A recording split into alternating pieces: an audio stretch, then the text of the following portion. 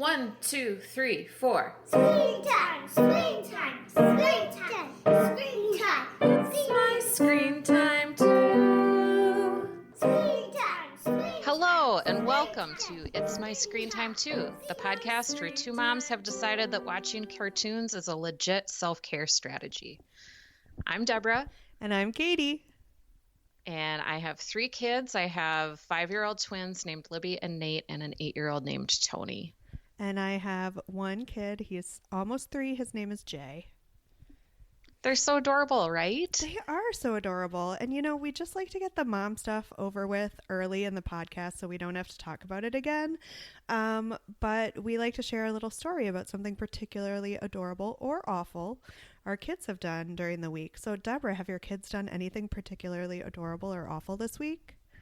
Well, Libby and Nate, we were just at this place my parents are moving into, and there's a little pond out front with like a hiking walking trail around the pond, and it's pretty small so you can see like across the pond. And Libby and Nate ran around it a couple times, which is kind of far for them. And then later they asked if they could have quote unquote twin time again because they really enjoyed being together, just the two of them on their own. And number one, I was like, your whole life is twin time. When is it not twin time? And I think it just meant like they didn't want, like they were happy to not have an adult with them. Uh-huh. So I was also like, definitely we're doing this again. Thumbs up to twin time. That is But adorable. It was cute. They've never like called it that before, which it was super adorable, I thought. I like kids that prefer a good alliteration. Yeah. How about Jay? Oh my gosh. Jay had his first ever dance recital on Saturday night. Yay. It was so hilariously adorable because he is the youngest one in his class. It's just like a preschool class. They don't let the parents watch the rehearsals, so I'm not 100% sure what they're learning. I'm pretty sure they're just running around to music the whole time during lessons. So this was really the first time I got to see him in all of his dance glory, and it was pretty cute. I mean, like I said, he's not even 3 years old yet, so it takes him a really long time to like coordinate what his brain wants to do with what his brain is telling his body to do.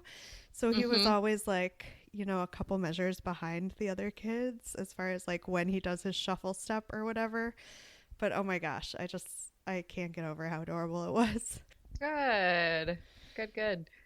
So are you hungry? Any fruits and vegetables? For some nutritious snacks? Maybe. Only if they can't talk back to me. Good, because we're discussing today Apple and Onion. Yay! A show on Cartoon Network, which is, we think, a first for us. I think so. So Apple and Onion is a series created by George Gandy, and it's about an apple and an onion who move to the big city. They find one another and become friends, and it's just about their little adventures and foibles and challenges and solutions.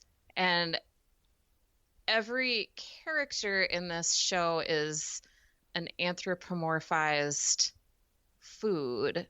Some are raw ingredients like apple and onion, and some are like a coffee or falafel. Right. Cheeseburger. So it's we've got a whole variety of foods and their corresponding personalities. Mm-hmm. Which is really, I think, the key to this show. Mm-hmm.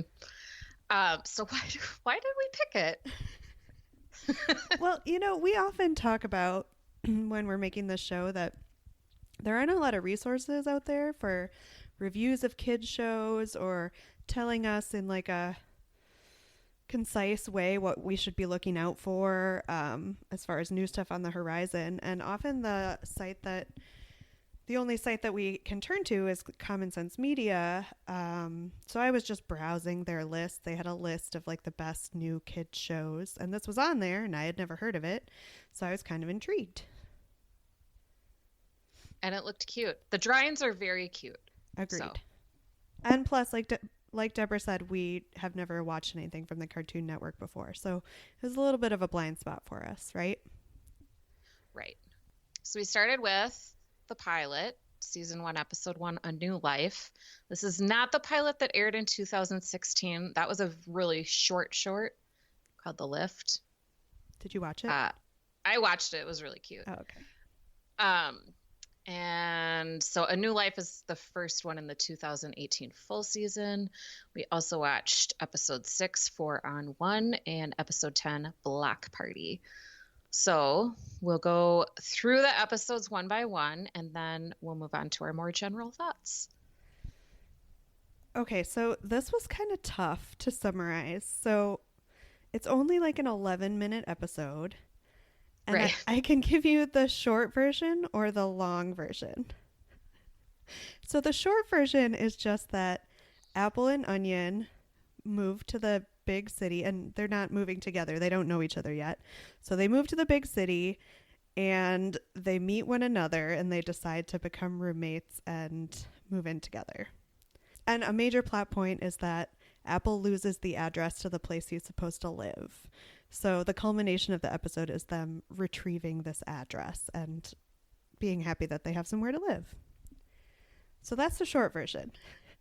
I don't know that I need to go into the long version because I was writing it out and I'm like, this might be a Hobbit situation where like my summary would take longer to read than the 11 minutes of the episode. Yeah, a lot happened. Yeah. A lot happened. They packed a lot of action in there. But I don't know that we need to go through it one by one. Do you want, what do you think? Should we just talk about our favorite parts? Yeah, let's do it. Okay. So who's worse off when they get to the big city, Apple or Onion? Oh, I gotta think it's Onion because of his attitude. Like, everything goes wrong for Apple, but he seems happy throughout. Whereas Onion, it just starts out as kind of a sad sack, and then everything goes wrong for him too, and you're like, oh, man, yeah, Onion, you've got it rough. Yeah, Onion just really wants to make friends, and he tries, and he has a good heart, but he makes so many mistakes. Oh, he really, really does. And the funny thing is, both of them, in making these mistakes and kind of deviating from the path that was set for them, they end up doing really nice things for other anthropomorphized food, who I will henceforth just refer to as people, because Right. I guess I think of them that way. And really, I think they were the standouts of the episodes that we watched, and of this episode in particular. My favorite moment was right at the beginning when Apple blows a large portion of his money on $65 on like a ridiculous amount of ice cream from an ice cream truck, and he immediately meets a piece of bacon frying on the hot sidewalk, and she's so miserable, and he goes, I know how to cool you down, and he just dumps all of his ice cream on her. And it was so sweet and like such a perfect funny use of the anthropomorphized food concept. Yeah, it was really cute. And from that same ice cream truck, Onion buys a popsicle, and he thinks he's going to impress his new boss because he moved to the city because he got a good job. But the popsicle melts while he's waiting to meet his boss. He gets it all over his hands, and then his boss comes in. And we should say that all of the people in this show have British accents. Well, at least Apple and Onion. Apple and Onion do.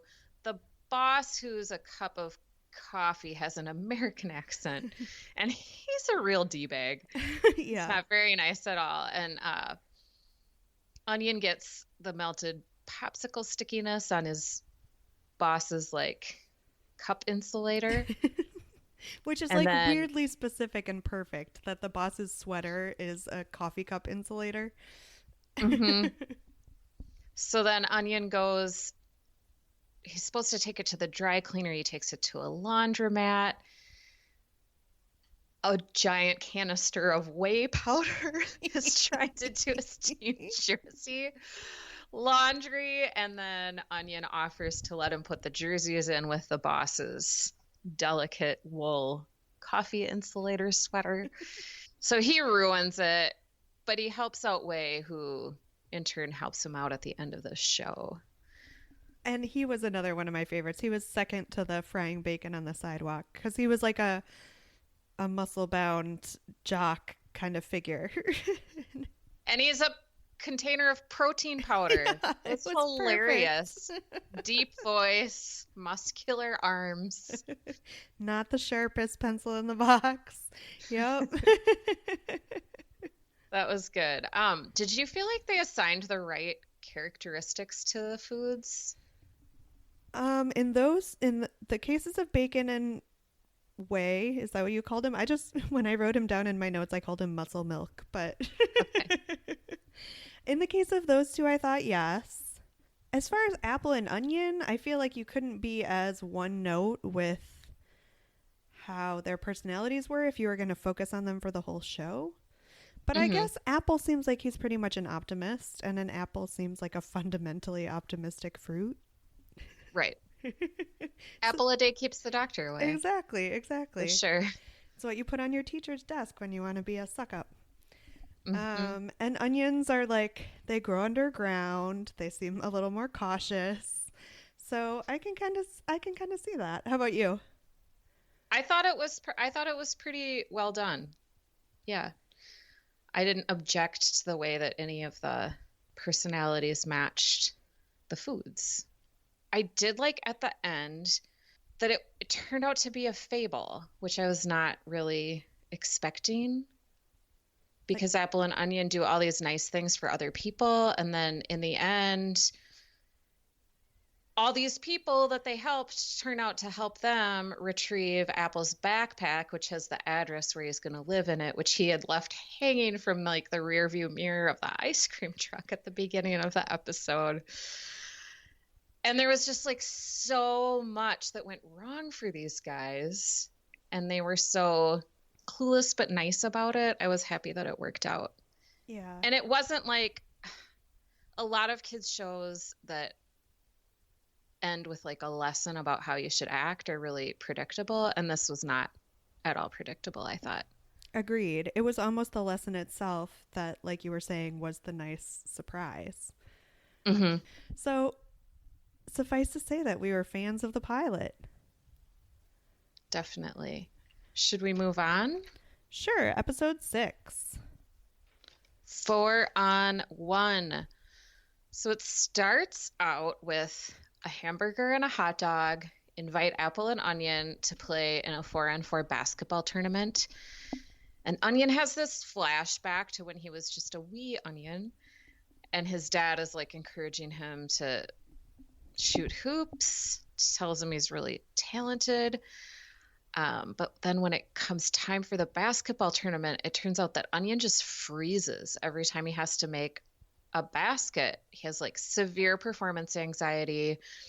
He tries to get over it in a number of ways that don't work at all. And then finally he does some meditative breathing and has this flashback again, gets through whatever's holding him back, and he's able to make the crucial shot in the game. And he does not get replaced by Jumbo Dog. Who is a giant fraud anyway. Mm-hmm. So what did you think? I really loved the depiction of Onion's inner critic. Like, he has these 4 onions in his brain that like they show you, and the 4 onions are always like, you can't do this, why did you ever think you could, why are we even here, what are you thinking? And as someone who has an active inner critic of my own, I really liked that depiction. I thought it was great and very relatable. There were some little throwaway bits that I really loved. For some reason, instead of saying nothing but net, which is the classic phrase that you use when someone is really good at shooting baskets, right? Mm-hmm. Right. Apple says nothing but hoop, baby. And at one point, Onion is trying to show that he's not going to choke and he doesn't need to get kicked off the team. And they're like in a diner. So he takes a cup and he's trying to shoot for the basketball and accidentally, shoot for the basketball. He's trying to shoot for the trash can. And it accidentally lands in a bowl of soup into which a cracker jumps and says, nothing but soup, baby. I don't know why I found that so funny. Onion was really a bad shot. He really was. They also went onto the subway at one point to try and like give him another opportunity to shoot in front of a crowd. And the subway I know was what you're gonna say. jostling around. And there was this jello mold sitting next to a marshmallow. And the train jostled and the marshmallow got like subsumed by the jello roll. Oh, and you can see it in there. And the jello's just kind of like, sorry.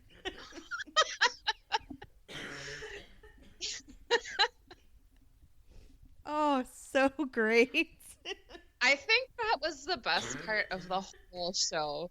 What did you think of this one? I thought it was good. As someone who has a little performance anxiety of my own, I think that like meditative breathing is not entirely the way to solve it, but I thought it was a good episode. I thought there were a lot of cute things about it. I really felt for these characters, like in the pilot and in this one. Like I really got emotionally invested in it.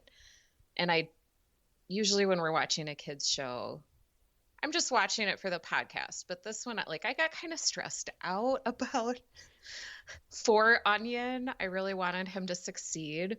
So that was surprising to me. I didn't expect to feel anything. Especially given how little time we'd spent with them at this point. I mean, 2 episodes is like 22 minutes of television, and they managed to give these two like charmingly naive foods quite a bit of nuance. Yeah, and the arc of the episodes and the pacing is really good. They do a really good job of like, getting like a problem that just seems unsolvable. And creating that like dramatic tension. Yeah, agreed. Yeah. All right, so let's move on to episode 10. Again, this one was called Block Party. And again, as I was writing it out, my summary ended up being really long. So I'm going to try to just wing it. Okay. So Apple and Onion are hosting a block party for their block. And they're super excited because they wrote a new song on their laptop computer. And they're going to celebrate by eating a huge ice cream cake. But they need spoons, so they have to leave their apartment. And that's when we find out that their apartment has been being threatened by a vicious duck that lives right outside their door and like won't let them come or go safely. So they manage to go, they get the spoons, they want to go back to eat the ice cream cake, and the duck won't let them come back. And the realization that the ice cream cake is going to melt all over the laptop and like short out their song is like crushing to them. They think it's going to ruin the block party. So the episode is pretty much them trying everything they can to get back into their apartment, to get over the duck, around the duck, to trick the duck. And eventually they discover that the duck has ducklings, and that's why she's been being so protective of her space. So they have the option to like run into the apartment and save the laptop, or save the ducklings who are wandering towards the edge of the roof. And they opt to save the ducklings because they're good people. And they lose their song. But at the end, they end up having a successful block party anyway, because all their neighbors contribute to help them recreate the song live. and everyone has a lot of fun. And now the duck is their friend. Good. For me, the standout moment of this episode was when the duck took a bite out of Apple's head and he needed to like stand in some soil and pour water on himself to grow that part of his head back. And then it just like bloops Yep. back. It was a tiny moment. I was wondering what they were going to do with that entry. So, not exactly realistic, but then when you step back to be like, wait a minute, these are walking and talking pieces of food. I should not criticize this. Right. So, what did you think of episode 10? So this is the second episode that we watched that had them eating ice cream, and it's just kind of a weird thing to have food eating food. That's a good point, because we did see ice cream that was a person in episode 6. Yeah. Oh. Yeah.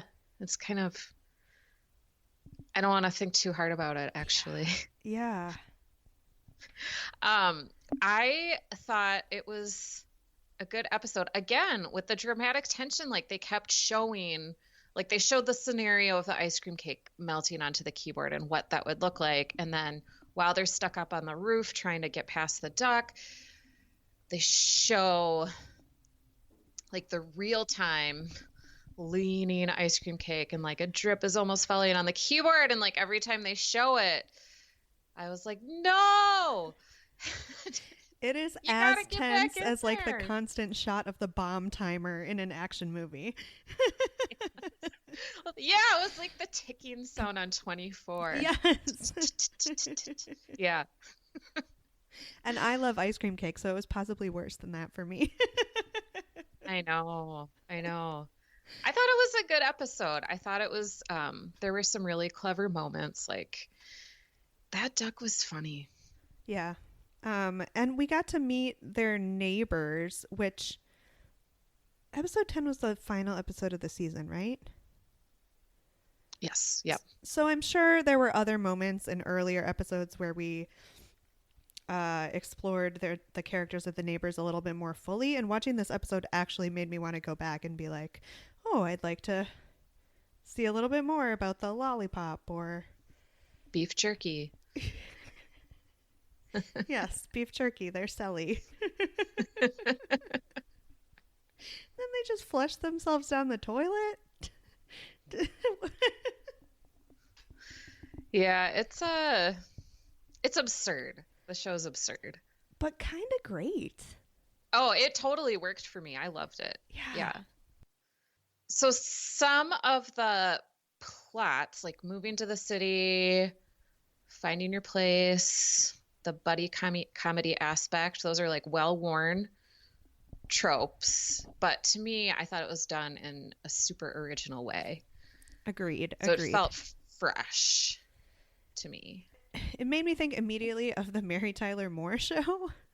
Oh, yeah. And then more recently, my favorite one about moving to the big city and finding your place, obviously, the television show Felicity. Oh, yeah. Right. But it always bugs me in these shows about people moving to the city, or really people moving to a new town, period. It always bugs me at how easily they find friends. Because I move around a lot and I find that to be the worst part about moving is like meeting new people and trying to solidify friendships. And I know it's television and movies, like they have to move along with the plot, but it just irks me so much. Yeah. Even it's unrealistic. Even poor Onion, who like boards the bus, and it's very clear that his parents are his only friends. Even he makes friends really quickly. I guess I was just jealous. Yeah, this is more like they're not going to school, but to me they seem like college age. And in college it is pretty easy. Like you move in, you have a roommate, you either get along or you don't. And so when you're living in like those close quarters, it's easier to make friends or to have common experiences that make you feel like they're your friends. Until sophomore year when you move on to your real friends. Oh no, except you're still besties with your freshman roommate. Yeah. Oh my gosh. I mean, it worked out. It worked out. Amy and I still hang out. She's a guest on the podcast. Yeah. Oh, okay. I stand corrected. Making friends is super easy. I mean, I think Apple and Onion are pretty young, so I guess I'll give them that. Yeah. So, do we think that this falls into the category of cartoons that are not really intended for kids? Like, it's okay for kids to watch them, but like the intended audience is actually adults? Is that why we liked it so much? I wondered about that too because I just think I have this mental block about Cartoon Network as a whole. Yeah. And I know that it probably only applies to like their so-called Adult Swim segments or programming block. Mm-hmm. But I have this image of them as a whole as a network that makes cartoons primarily for grown-ups. I have that bias too, but I think this is for general audiences. I think it can be enjoyed by everybody because it's not risque at all. It's not like an Archer. So my question is, how do you like weed through their content and determine which ones would do this? Because I don't feel like there's an obvious way that they separate out. I know. Sometimes I think time of day is an indicator of when it airs, which is a ludicrous thing to say in the era of streaming. Right, whatever you right. want, anytime you want it. Because it didn't even occur to me. Because it used to be like Cartoon Network like would air the riskier stuff, and like Family Guy and Simpsons, like those were on in the evening, Right. and they weren't like on when Muppet Babies was on in the morning. Right, right. I guess I've been so conditioned by streaming and by the siloing of networks that I'm just used to like one kind of content being on all the time. Yeah. Yeah, since this is on a cable network, I think that could be an indicator. I don't know. But I don't know. But it definitely walked a really good line.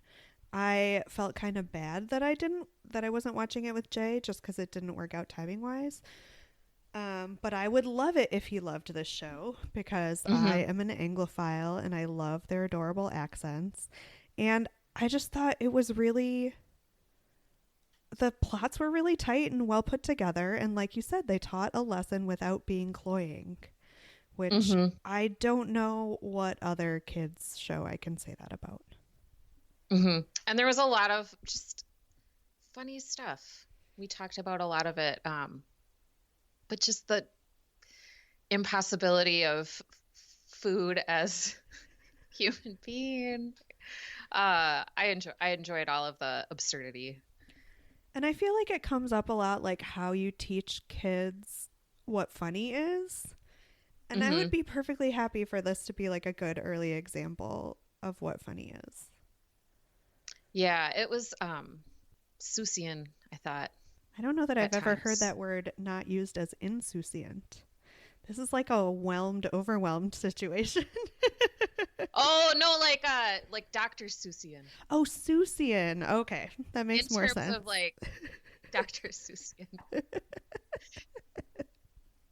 Because it's just so ridiculous that you have to, like the marshmallow getting swallowed up by the jello. The best. I have never made a jello mold before, but now I kind of want to. Especially I've never made one with marshmallows. I think you should do it. Yeah, you can use a bundt can. And I have one and it's super decorative. Maybe I'll do that and post it on our Facebook feed. Look at all those little marshmallows in there. Did you have any thoughts specific to the voice cast? I liked them all. I didn't really recognize any of the voices. I liked the accents. I thought they were good. I really love the idea of the creator being one of the voices on the show. I just love it when people take like total ownership of their projects. And to me, it just shows how invested they are in the concept. And I thought Apple was great. It wasn't like he was just like a crappy voice actor. I also looked at the IMDb page, and again, there are a lot of funny people on the voice side of the house. And the guy who played Onion, I'm going to butcher the heck out of his name. Richard Ayoade, I think. Ayoade? Okay. Richard Ayoade. I knew from the show The IT Crowd, which is one of those like British comedies that you can find streaming on Netflix. Wow, look at you. Well, I originally found it because his co-star on that show is Chris O'Dowd, who I like quite a bit. Oh, okay. Yeah.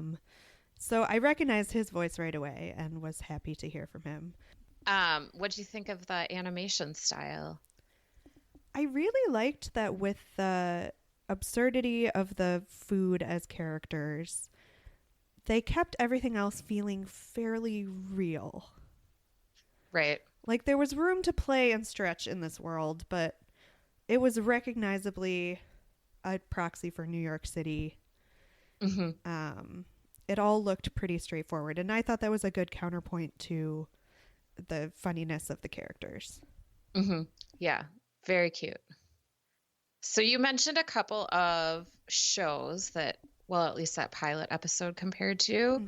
Did you come up with anything else? There was one that I think right from the jump, I was like, oh, this is like the cartoon version of Flight of the Conchords. Yeah, that's what I have too. 2 for 2. We were matching last week too, weren't we? I mean, it's like they're so hapless. They have the really cute accents. I mean, Flight of the Conchords are from New Zealand, right? Yes. But just not American accents. Yes. Let's just lump all of those together. They're so clueless. They have the funny little songs. Yeah, obvious comparison. Yeah. I thought that was an easy one. Definitely. Like 2 naive guys who think they're making it in the big city, but they're really not making it in the big city, but bless them. They are just cute as buttons. Speaking of the music, did you have any thoughts on the little ditties that they sang? You can't even really call them songs because they were just like usually single lines of music. It was kind of reminiscent of Daniel Tiger. You know how Daniel Tiger sings like it's supposed to be like an earworm that kids and parents can use. Yeah. I've definitely been humming / singing "Take It One Step at a Time and You'll Find Your Way" a lot. Yeah. Flush and wash and be on your way. I don't remember the tune to that one, but we sang that pretty. Oh, I do. Your kids are too far away from potty training to remember that one. Did you cast the gritty HBO reboot?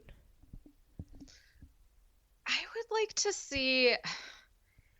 I mean, I couldn't really get past like the buddy comedy. Like, I feel like the gals on Broad City or like Key and Peele,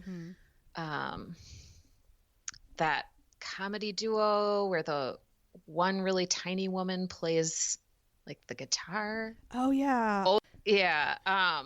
So I was thinking, what if we gathered up all of those guys and put them in like those costumes that you can get at Target, like slice of pizza, taco, banana, and shouted some improv words at them. I would watch that. I think our heads were definitely in the same place.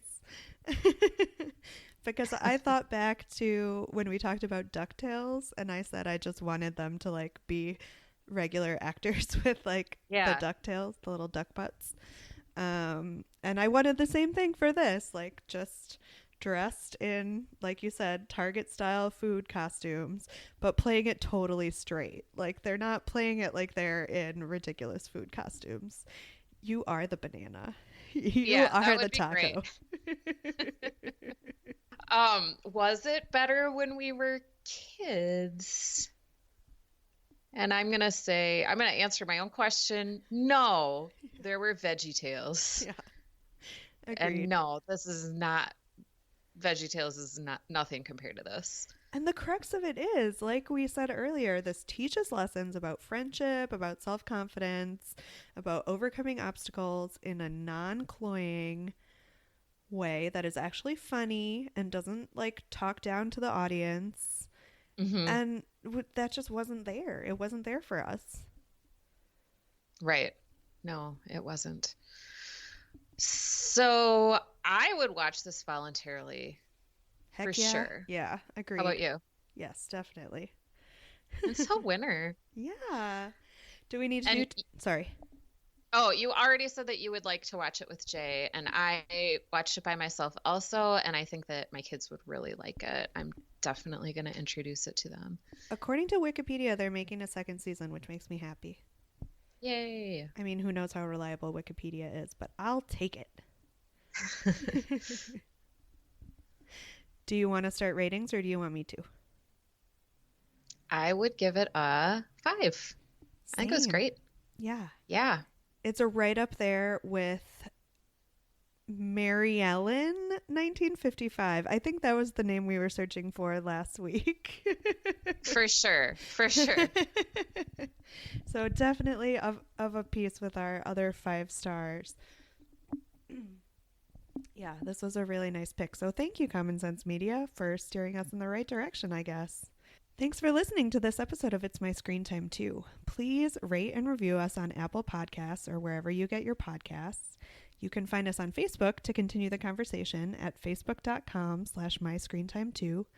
That is also where you'll find out what we're covering in our next episode if you want to watch along with us. That is when I can get my act together enough to post our upcoming episodes. It's about a 50-50 split, guys. I'm not going to lie. You can tweet us with show or movie suggestions or general comments at myscreentime2. You can email us at myscreentime2@gmail.com. Our theme music was composed and performed by Deborah and her adorable children, and our podcast is produced by me, Katie. Tune in next time for more real talk about the movies and TV beloved by kids and tolerated by parents. Bye! Bye. Screen time. My screen time too. Sorry, I'm going to cough again. I'm dying a little. You should make that the intro. We'll just put that as the little sting on the end. Katie's dying a little.